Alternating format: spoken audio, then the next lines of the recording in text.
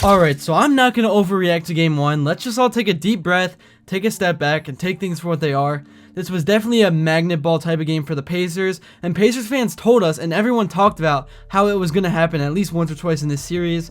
Does it suck that it was game one? Does it suck how this game unfolded? Yes, obviously, but I'm still very confident in the Cleveland Cavaliers. I'm not going to just overreact and say it's over because of one freaking game, and the Pacers just shot the ball out of their mind. Nembhard was like 5 of 6 from behind the arc. He shot the ball at 29% from 3 this entire season, so obviously with that, the law of averages are going to come into play. We do have to remember that Darius Garland was not playing in this game, and I think that this game kind of proved that the agenda that the team is better without Garland is fake. I know I've hated on Garland and I've said my fair share of things about him in the past, but still, he's very valuable to this team. I think that's clear. Obviously, Ty Jerome's great, but the Cavs can't do what they want to do without Mitchell and Garland starting in the backcourt. And then also, I thought Evan Mobley was pretty solid in this game. His plus minus said otherwise, but I think he was just in with some of the groups that the Pacers went on big runs on. And when the Pacers got hot, man, they just did not miss. It was ridiculous. There was a stretch where they were making like 3 step back threes in a row. Then they made a complete 100% contested shot. It was crazy, man.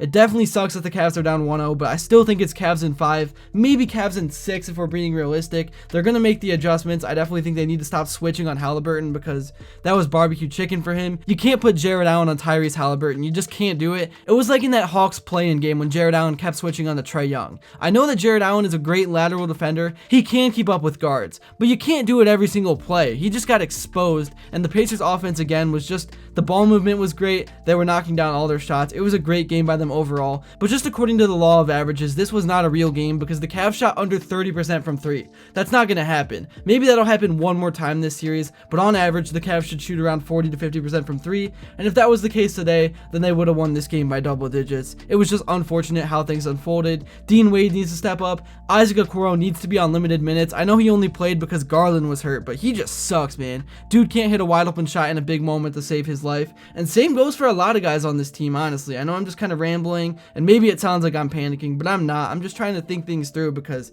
this game was just wild, man. This should not have happened, but it has. We got to accept it. The Cavs are down 1-0, so now it's about what they should do moving forward to regain that momentum because they need to win the next 2 games. Let's look at some of the numbers. Sam Merrill played 17. He had 6 points with 4 rebounds and 4 assists. He wasn't the worst guy on the court, but he also wasn't the best. Max Strus, 31 minutes, only 7 points. He needs to be a lot better than that. He shot 2 of 9 from the field. He was aggressive, he made some plays, but overall, again, Max Strus is not normally going to shoot 2 of 9, and then Jared Allen only took 7 shots. He's soft, man. You got to be a lot more aggressive than that. He's got to box out. He's got to play tough. They were fouling him hard. He has to respond and play tough and be aggressive because when he's soft, he's irrelevant in the playoffs because playoff basketball is hard-nosed basketball. You can't be soft. You can't be a snowflake, and that's just what he is at this point in his career.